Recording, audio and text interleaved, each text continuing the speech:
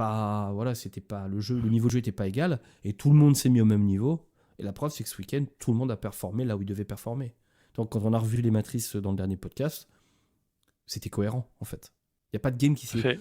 complètement écroulé, ou un truc qu'on s'est dit, oh là là, on n'a rien compris, quoi. Tu vois.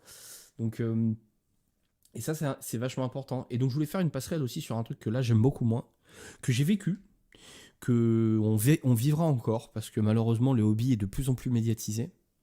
La preuve, on fait des podcasts. La preuve, on en fait partie, un petit peu. C'est la starification des joueurs. Avec le WTC, avec l'équipe de France, avec des gens qu'on retrouve maintenant sur des médias, des gens comme Père Castor, comme Zekaria, comme, enfin voilà, des grosses têtes, des petits Nico, des très grosses têtes du hobby. Il y a une espèce de starification, de phénomène de starification. Alors heureusement, on a quand même la tête bien vissée, et je vais dire que dans la très grande majorité des cas, les gars, ils se prennent pas du tout au sérieux.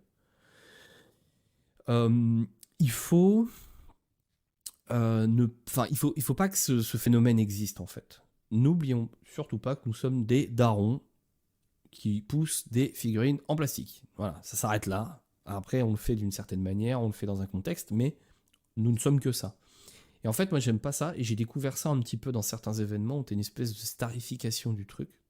Je sais pas si tu l'as ressenti, moi, je l'ai un peu ressenti au Fromel. Je sais pas si tu l'as ressenti aussi comme ça, toi, Toc, où il y avait un petit peu les gros joueurs En et les fait, autres. je pense que ça dépend vraiment de la personnalité des joueurs. Mhm. Parce qu'au Fromel, oui, il y en a qui étaient pas très agréables, hein, dans ceux qu'on a croisés.